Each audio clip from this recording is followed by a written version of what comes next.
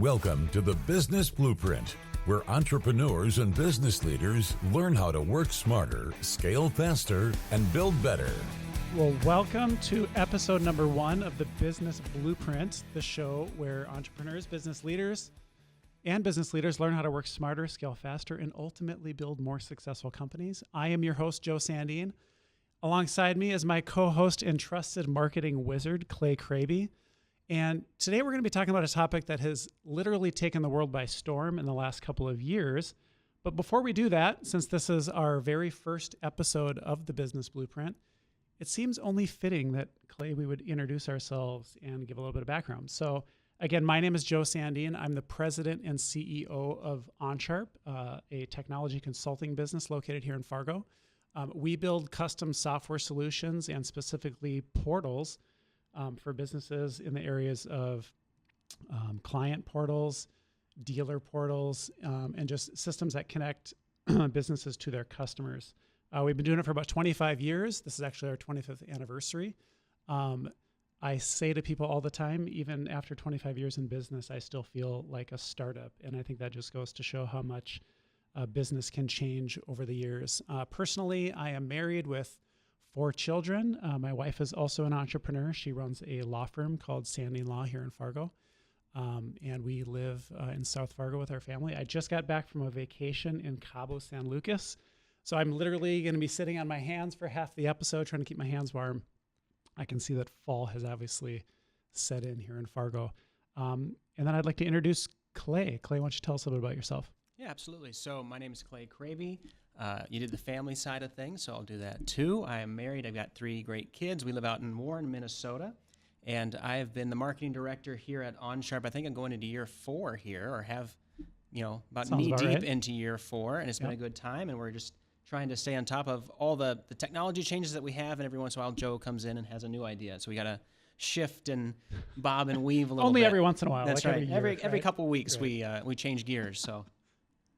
Oh, funny. Well, thanks, Clay. So let's talk about our goals for the show, Clay. Let's make sure our listeners understand kind of, what's the point of the Business Blueprint. So really the goal is pretty simple. I've been in business I started OnSharp when I was in college. I was actually a sophomore in college. And at the time, tech was in a little bit of a slowdown, and I was kind of getting around the horn of everyone was applying for jobs. And I had started OnSharp with a buddy of mine. And I just knew that I didn't want to go get a job. I knew that I wanted to be an entrepreneur, and I wanted to kind of see where this career could take me. So I just, when you're young, I think entrepreneurship's a little bit easier. I had nothing to lose. I had no kids. I had no wife. I had no house payments. It was pretty easy. I have a lot of respect for people who can leave a stable job after 10, 15, 20 years and become an entrepreneur. But over the course of that journey, obviously since I started when I was 20, I've gone through so many experiences, both good and bad, and I've learned a lot of things about business. I've had really great mentorship. My father-in-law is a business owner here in town, Mike Bollinger, and I've had the privilege of being around him for a very long time and learning things. And so really the point of this show is just to help other businesses kind of as they're going through that journey, whether you're just starting or you're 5 years in or 10 years in. I just think we have a lot of practical experience that we've been through, and you too, Clay, on the marketing side, that we just want to be able to share with people. So our goal for the show is just to help businesses, entrepreneurs, business leaders, and just even if you're just any part in an organization, just help understand how you can contribute to your company, have good strategy, keep things simple. A lot of times I talk about how we can overcomplicate business and just make things harder than they need to be. So really try to simplify our companies and then ultimately scale. I think if you have a good strategy, you have the right people, and you're all rowing in the right direction, I think you can really build a business very quickly. So getting to our topic for today, excuse me, we're going to talk about, one of the biggest shifts that we've obviously seen, and I've definitely seen in the last 25 years, and that's artificial intelligence. It just felt fitting, me being a software guy and a techie guy. Let's crack the seal, kind of in this first show, and let's talk about AI. So, there's a lot of fear and skepticism and anxiety around AI. I talk to a lot of people, and they're either super excited and gung-ho and they're diving in with both feet, or they seem very apprehensive. And so, so last night I was kind of thinking through that, like, why are people so apprehensive? And I kind of have three things I want to talk about. So number one is really is the speed of change. How do you how do you plan in a business when you feel like the ground underneath you is shifting constantly and all the time, right? It's very difficult, when new tools are coming out literally every day and every week, that we all need to implement into our businesses. It can be very difficult. Number two is it's redefining, what human work looks like. When AI can write the code, generate marketing campaigns, analyze data, and geez, even make some of the decisions for us, really every job function kind of needs to be re-examined, right? So the uncertainty around that, it's really creating an identity crisis and causing a lot of organizations and their people to kind of, ask themselves, what's my purpose? And so it's creating a very emotional shift. And then lastly is there's a kind of a rebalancing of power and kind of a power imbalance. You see all these AI companies that are really building up these tech stacks, and we all depend on these things, these data models, these tools, and it's really putting businesses in a vulnerable position. You need these tools, and you need to move quicker than your competition if you want to remain competitive. So Clay, I'm just gonna kind of kick it over to you with a first question here. So it seems like either, like I said earlier, companies are either diving in head first and they're loving it, or they seem a little apprehensive and fearful. So why do you think some companies thrive while other ones maybe kind of fade away or die or just have a hard time with it? Yeah, and I think we all need to keep in mind that this is still really new. And so I think absolutely. some companies feel like, oh man, I'm already behind. I wasn't an early adopter. ChatGPT launched publicly in November of 2021, 22. I mean, I think it might even be in 22. So this is still really recent. I mean, You remember those early efforts where it really was just a toy, and now it's really becoming more of an integral tool into people's operations. So don't feel too bad to be a little bit scared, a little bit not understanding how you're going to actually utilize AI, because it is very new and people are figuring out. And whenever there's these big technological shifts, companies kind of get off balance. And you can think of a number of things, particularly in the internet age. You've got the example of like a Blockbuster who doesn't understand the shift to streaming, and they go under because there's not enough foresight there. They're not maybe willing to make some of those shifts to adapt as they need. And I think the level of AI is such a disruptor. It doesn't really have a great comparison until you look back to things like electricity. This is not just a new product. This is a whole new capability. Yep. And so companies find themselves in a position where they need to understand, okay, how do we shift and adapt and adopt this capability? And there's some that all they can think of is like, oh, well, we'll just replace the steam engine with an electrical, power station, and then we'll just keep doing business as usual. And they might get a little bit of a bump out of that. Maybe there is that little bit of fear and trepidation there. They're willing to take those risks. And then there's other smaller, more agile companies that say, no, we're going to reevaluate everything we do because of this new capability. And then they leaps and bounds over what was maybe before that really powerful competitors. Yep. Smaller guys can come up and really make inroads there very quickly, develop whole new sectors that just didn't exist. So I think that's what we're seeing with AI is it's such a new thing. It's such a huge change that really doesn't give them a lot of runway to understand how are we going to do? What are we going to do differently? So they need to take a step back and really try to see it as an opportunity as much as they can. Yeah, and AI is obviously a technical piece, and a lot of people don't understand how it works. So I think as a business owner, if you're not a technical business owner, it can be very, very difficult to understand what does this all mean and what do I need to make of it? So you either need to have the right tech person on your team to lead that, or I think you need to find some outside help and consult with somebody who can maybe guide your organization and help you work through it. So we're going to take a break. When we come back, we're going to shift into what I think is kind of a good next topic, which is, obviously businesses need to come up with policy and understand how to kind of shape the AI usage of their employees. So we're going to dive into that. You're listening to The Business Blueprint. Well, welcome back to The Business Blueprint. My name is Clay, here with Joe Sandin, founder, president of OnSharp here in Fargo. And our goal with the show is just to help entrepreneurs and business leaders learn how to work smarter, scale faster, and ultimately build stronger, more successful companies. And in that vein, we're talking about what everybody else is talking about in the world, which is AI. But the hope is that we can offer some really practical insights for businesses, for those in business leadership positions, or those that are just entrepreneurial minded, on how they can think through and then practically apply and start utilizing AI in a way that's really going to help their businesses move forward. So we want to talk about AI adoption. And again, we said in the last segment, it's still fairly early in the game. You're not too late. You can still be an early adopter, but how to do that is the question that a lot of business leaders have. They don't know where to start, and we want to lay a good foundations there. So just want to talk with you a little bit about that. How should business leaders approach AI adoption for the first time? If they haven't done anything yet, how should they be thinking about this? Yeah, that's a great question. I think there are a lot of businesses that are still kind of ignoring AI, and maybe they have that opinion that AI is going to not pan out and it's going to go away. And there is going to be certain AI components and tools that maybe aren't going to, provide to be fruitful and whatnot. But I think the key is experimentation. I think you need to build a culture in your company that allows your employees to kind of get in and get their hands dirty. There's a lot of different AI tools. It's not just ChatGPT. It's not just about writing emails and writing blog posts and content. There's video, there's workflow stuff. There's so many different components to AI, and it just transcends all areas of the company. So I think as a business, you just need to foster a culture of curiosity and experimentation. Obviously, as a business, you need to protect your confidential information. So I always tell companies you have to have policies and procedures in place just to make sure that employees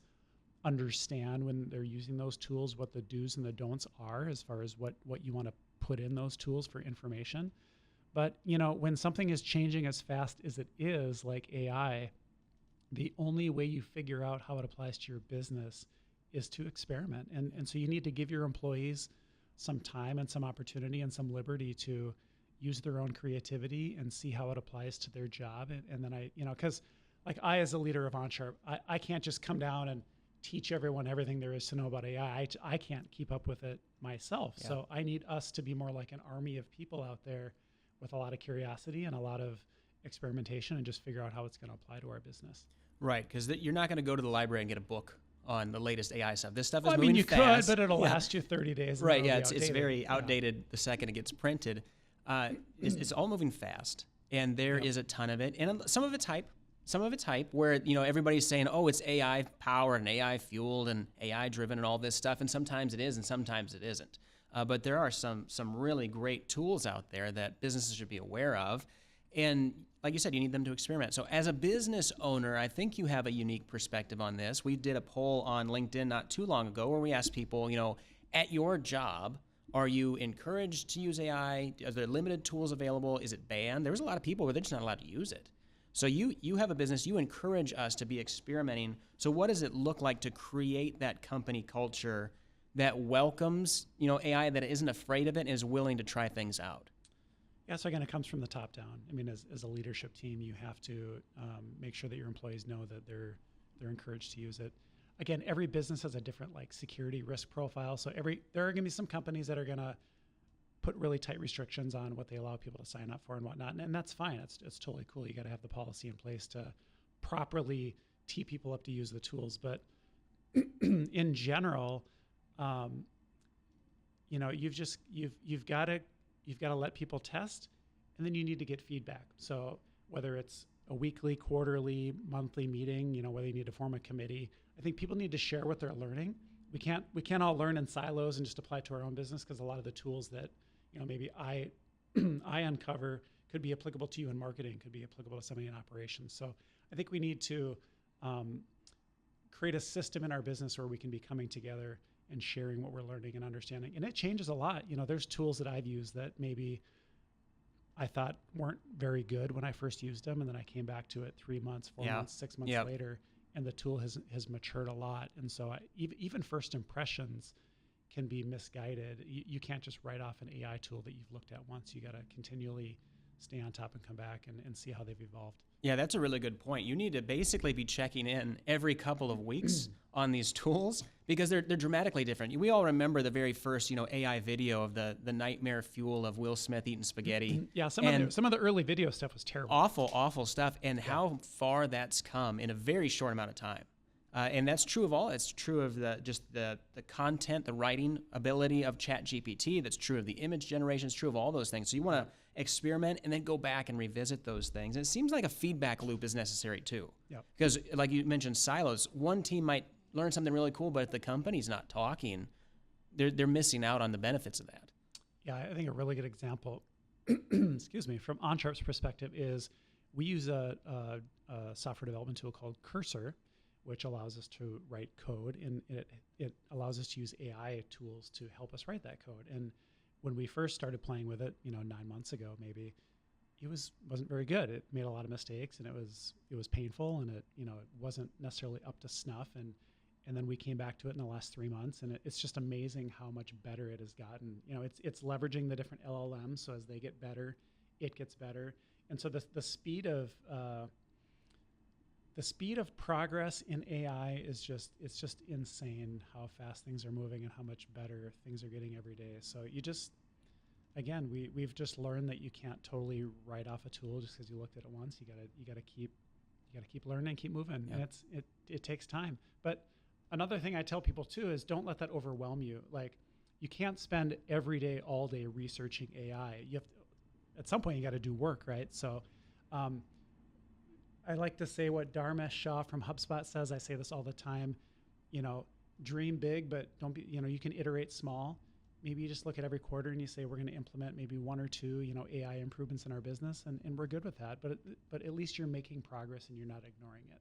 Right. You want to make these small steps as you can. Yeah. Save 10% of the time there, 10% of the time there. There's lots of opportunity there, but the reason that some businesses aren't adopting, at least not very quickly, is there's risks there. There's challenges that come with that. Any technological change, there's going to be a trade-off. So how do you mitigate some of that? How do you balance innovation and risk management when it comes to AI, particularly in business? Well, I think it's like anything. You have to look at the time and the money investment in using it. And, if you're doing something that's internal to the business, there's probably a little bit less risk because you're not going to maybe expose something to the customer or have something that just falls flat on its face and damages your reputation. But yeah, when you're putting things out there that are customer facing, like a new chat bot, or I'm changing something in my product or my service that really becomes AI dependent, you just got to test it well. You have to, use it internally for a while, have a pilot group of people that are going to use it. Again, take your time. Like, even though I stress like speed of learning these things, everyone can move at their own pace as far as actual implementation. And there's going to be some AI tools and technologies that are just not necessarily applicable to every business, and that's fine. You got to pick what's right for you. Yeah, and it's definitely in a trust but verify. I don't even trust it. Don't trust it and verify it with the outputs. You just think of AI as the greatest intern you could ever have. Capabilities through the roof, judgment maybe not so much. So you want to look over these things before you release them out in the world, test them and try them out. So if there is a business that is not really dabbled, maybe they've got a ChatGPT account, that's about it. If you had a blank slate company that is interested in innovating in this direction, what are some early ways that they could introduce some AI tools into their company? Well, one of the first things we did was we got a ChatGPT Teams account. So again, wanting to have control over everyone's usage and make sure we had data privacy, we set up a centralized ChatGPT Teams account, gave everyone who needed it access to it. It's a really great way to get started. And what's interesting, ChatGPT was mostly just textual content when it started, and now it's moved to imagery, and you can build agents, and it's become very, very powerful. So it is a good first step example for how to do that. But again, you just got to let your people explore. You got to look at what fits, into your business model. There's going to be some tools that you're interested in, others that you're not. But each department, sales and marketing's got to look at how it applies to them. Operations, finance. AI has its own implications in every area of the business. So you just got to kind of dissect that. Yeah. So, to kind of sum up what we've been talking about here, start small. Businesses need to stay curious, be willing to innovate, and really just kind of empower their teams to experiment. Yes, do it in a safe way, put some guardrails in place. But the moral of the story is that the businesses that learn the fastest are the ones that are going to succeed in the next decade. Absolutely. You've got to be learning how to utilize this because it's Yep. not going anywhere. Well, you're listening to the Business Blueprint. When we come back, we're going to talk about the impact that AI can have on your sales and your marketing teams. All right, welcome back to the Business Blueprint. Today we're talking about everyone's favorite topic over the last couple of years, which is AI. You know, how businesses can harness the power of AI and guard against some of the disruption that it's bringing to the table.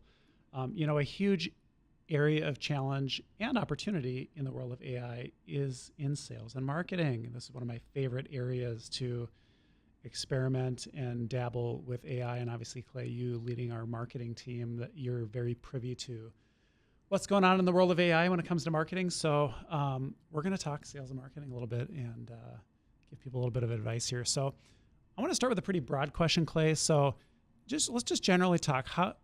How is AI causing headaches for you guys in the world of sales and marketing right now? Yeah, and it is, and it's really exciting. There's a lot of marketers that talk about they're more excited than they've been in years just because of all the new tools that are available. But there's a lot of headaches going on. First and foremost, there's just a flood of content. There is a bunch of noise. Before, if back, even just a few years ago, it was all content marketing was the main game, and you need to have a content writer, and you need to write blog posts, you need to put out, emails, and that all had to be done by a human person. And so what happened when these AI tools come along, that can be automated, that can be generated by something like ChatGPT, and so just the amount of noise out there has increased 100-fold. And so now what happens is you've got your customer base, your prospects, your audience is very fatigued. They're very skeptical. They understand that a lot of stuff is just being kind of cranked out and isn't really real and genuine. So that's a difficulty. And the other element too, a real specific one, is with the rise of a ChatGPT, now your potential customer isn't, first stop on your website and poking around your content.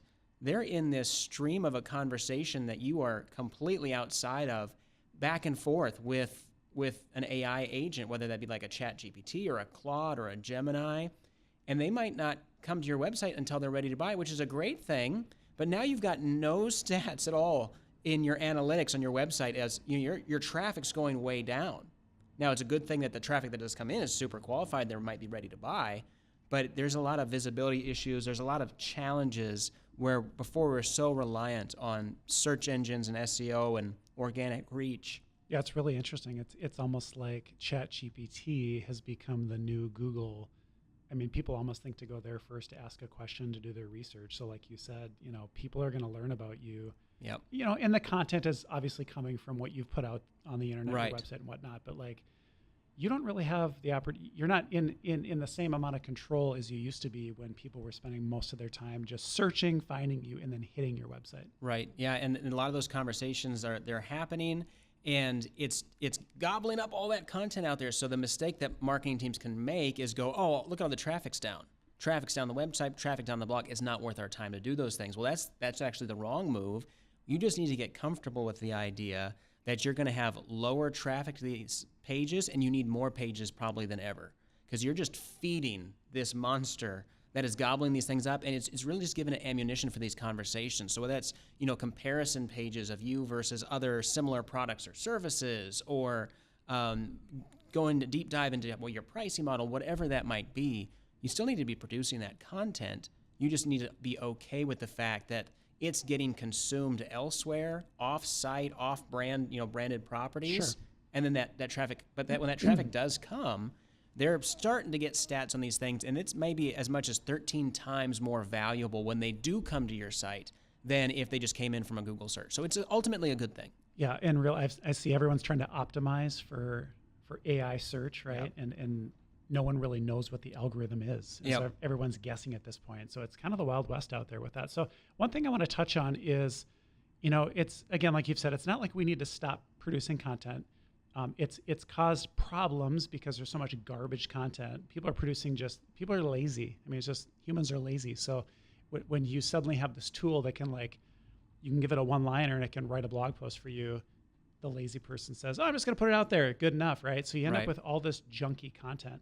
So talk about authenticity to me. So then to me, it seems like the play would be, don't worry about volume, but worry about really writing true, authentic content. You know, when I use ChatGPT, for example, I use it as like an ideation session. Like I've got someone that I can talk with, but then I ultimately still try to write my own authentic content. What would you have to say about that? I would agree 100%. Like, I think the best use of something, and again, ChatGPT is the norm. Is 90% of marketers are using ChatGPT. The other one, the next highest is like Gemini at 50. So when we're pretty much using ChatGPT in place of AI in terms of terminology, but using it as a research assistant, using it for marketing research, helping it to, feeding, you could take all of this customer feedback, feed that into it and say, hey, find some common pain points, find some common places that we're getting a lot of accolades as a brand, and then you work that into your marketing copy. I don't think anyone should be of the mindset, I'm going to, do my input, I'm going to take whatever comes out, I'm going to slap it on the website, I'm going to publish it. Right. I think that's really going to be evident of the companies that are doing that. They might be able to scale up and get a lot of stuff out there out the gate really quickly, but that's going to stall out pretty quick because you know when you're reading an email or marketing copy and it's in today's fast-paced business environment, no one says that ever. And so you don't want to skip out on the editing process. You don't want to outsource your creativity. You should be looking at AI to do all the things you don't want to do so that you have time to be creative. There's all this stuff that now AI is, it's writing our symphonies and it's doing painting. So we have more time to do the laundry and mow the lawn. Like we are doing this backwards. And we don't want to do that in the marketing world. We want to use AI to do a lot of the data stuff, a lot of the workflow, the automation element of things, so that we can sit and be marketers and be creative and do the fun stuff. There's no reason to outsource the fun part to a robot. Keep that for yourself. Yeah. So, in our experience working together, I think research has been a big piece of AI that's really helped us on the sales and marketing side. Do you want to do me a favor and just talk about how you're using AI to do some of that sales and marketing research on the customer, and then go a little bit into the workflow stuff and maybe give some examples of how we're actually using AI agents and workflows to automate some of that work. Yeah, the research element can be tremendous. So take the example of maybe competitive research. Depending on how you formulate these prompts, what you put in, you can get some really helpful information back. So you can say, hey, I want to know what other offerings are out there that would appeal to this industry, this type of buyer that solves these problems, and it can come give you this list of people, these other companies to check out. It can take you deep dive. The more you ask it, just treat it like a conversation. Again, it's like a really strong research assistant. And the more you go in there, you can start building profiles, not only of competitors, you can build your ideal customer profile. And the way to do this well is not to just assume that, again, a ChatGPT or whatever else you're using is just going to give you good data. It's always going to sound like it knows what it's talking about. It's very confident. Yeah. You want to feed it real information. Feed it, who your ideal customer is, and then ask it for pain points that would appeal to them. Feed it your brand standards and ask it to help you, iron out some of the language now that you want to take this standard piece of content that you have, and now you want it to appeal to someone in manufacturing or whatever else. So there's lots of ways that you can do that from a research and a personalization standpoint. And then also when you're talking not just in large scale, whether that be competitive or customer profile or anything like that, if you want to get down onto the individual level, how are we going to reach these folks? You can start working AI into your automation, into your workflow. So if you use something like a HubSpot, there's going to be a ton of baked-in tools for that, to where now instead of doing these big batch and blast emails or something like that, which nobody reads those things, right. You can actually start taking that data in, and without you having as a human person to sit and go, oh, well, this is Alan and he's from Phoenix, and it can take all that into account and then work that into the email. So again, it really comes down to the amount and the quality of the information, the data that you put into it, and then the task that you're giving it to how well that's going to help you on the marketing team. Yep. So one more question I want to ask you before we go to break. So I think a lot of people listening are small business owners or are leaders in a small business. And I think as a small business, you're always trying to figure out how to get a leg up on the larger business. So what I want to ask you is, how can AI help small teams compete with larger marketing departments? That's a good question, because if you think in the past, if you're the little guy and you're thinking of the big teams, what was the difference? Well, they had specialists. they had a content specialist, and they had somebody that was just on social media, and they had someone just for video, and they said, and that was a huge advantage up until AI. And now we really all have to be generalists because the tools are the specialists. You don't have to be a world-class video editor and a world-class designer and a world-class writer. You need to have a general knowledge in these areas so that you can utilize these tools. So if you're a small company or you're maybe a one-man marketing team or just a few people, you can really increase your level of output in a huge way by utilizing some of these tools and just making sure that you're on the top of your game. You understand, you've got the basics down with your branding and everything else. And then with that general marketing knowledge, use these tools to specialize, and it really levels the playing field where you can compete with a lot of bigger companies. Yeah, I think it's at a very exciting time to be a small business where you can get a leg up. So we're going to go to break. When we come back, we're going to talk about AI and the future of customer service. You are listening to The Business Blueprint. Well, welcome back to The Business Blueprint. We've been having a conversation about how AI is impacting the business world and really all facets of business, whether that be, that's the HR, the accounting, the marketing, really every area of your business has been touched by the power of AI, or at least there's opportunity for it to be impacted by AI. And we want to talk about that in the world of customer service. And it's not just, these bad chatbots that we've had the last few years. It's really helping companies provide better customer experiences. It can predict what customers need, solve problems faster. It can use a lot of that data to personalize interactions. So there's a lot of good there as well. But the big question is, so where does the human still fit in to the customer experience problems? You don't want to outsource all of that to impersonalized processes. So when people hear about AI and customer service, a lot of times they think of these little chat bots in the bottom right of the screen that they click, and then you immediately type in human.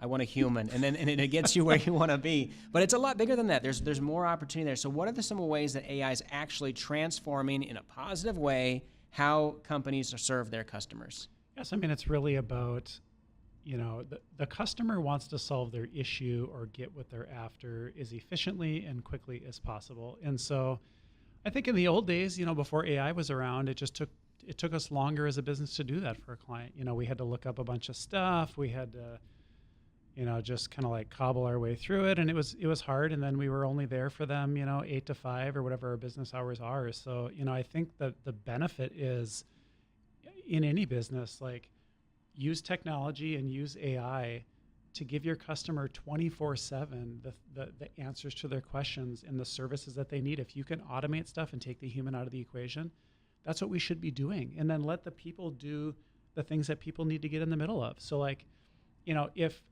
80% of our customer support issues can be handled by a simple chatbot with logic that can understand how to break down a user's issues and get them to the answer, that's great, because then the customer is in and out quickly and they can do it on their own time. And, there's going to be those situations where AI can't, get you the answer or something kind of falls out of bounds. And then that's where the human steps in. So I'm a big proponent in general of looking at, I just think every business has to take their processes.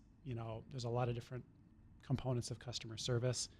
And you just need to look at them through a new lens now, knowing that you have all these AI tools at your disposal, and just don't be afraid to kind of reinvent what the process is and figure out, okay, how do we create the most beautiful, ultimate customer? Start from the customer outward and work your way back. I think the mistake a lot of companies make is they just think about their internal process first. And then if you looked at it from the customer's lens, they would say, oh, there's still a lot to be desired here. So start from the customer experience and work your way backwards. Yeah, and at OnSharp, when we're building like custom client portals and things like that, our goal in that is not simply to just offhand things and turn it all over to AI. It's really freeing up your customer service team to handle the interactions that actually matter. If there's something easy, something that the customer wants to self-serve on, let them do that. Let them be on their way quickly. And now the bandwidth of your team is increased dramatically. You can get so much more done with the same team. And when you think about scaling a business, one of the biggest things you have to scale is people, right? So if you're looking to grow your business and you can find ways to use AI versus having to add additional headcount, and then you have that level of consistency. The AI is going to operate the way it needs to, and you take the human element out. I love taking the human element out of the equation when it doesn't need to be there. Yeah. When you've defined the way something should work, People make mistakes. So like, let's take the people out of those components and then let them be in those customer experiences where they can actually make a difference and really provide that next level of service. Yeah, and that's a really good point, because a lot of people hear AI and they think, oh, it's just replacing people, it's just for cost cutting, it's gonna result in a poor experience across the board, and that's not the goal. So how can you guard against that with AI handling more elements of the customer interaction, customer support, customer experience? What happens to the human side of service? Because people want that. They don't want to feel like they're interacting with a bot. Well, yeah. So I think when a customer wants to interact with a person, you need to make it easy to do that. I think you need to inject the human elements where they can really stand out and make your business look top notch. And then I think, looking at it from the employee's lens or the person's lens, I think you just have to understand that the world's evolving and what you're going to do in your daily job is going to change. That's not unique to any one position. I think we're all having to reinvent our job descriptions a little bit with the advent of AI. So at the end of the day, you're still doing this, you're still trying to produce the same outcome in your job, but you now have a different tool set. So I just think if you're open to, being okay with the fact that like you're not going to come in every day and do your job exactly the way you did before, it's going to look a little bit different, you're still going to be wildly successful. So yeah, so really at the end of the day, AI is attempting to make your business faster, smarter, more personal, but in order to enhance relationships, not replace the relationships. We want to make sure that we continue to handle our customers' experience very well. AI can help us to do that by combining good technology and really genuine human care. Yep. Well, it's been a great conversation, Clay. AI could be talked about for days in and days out, and I wish we had more time, but that's all the time we have for today. So thank you for joining us on the Business Blueprint. And remember, the world of AI is changing fast. So keep learning, stay curious, and we will see you next time.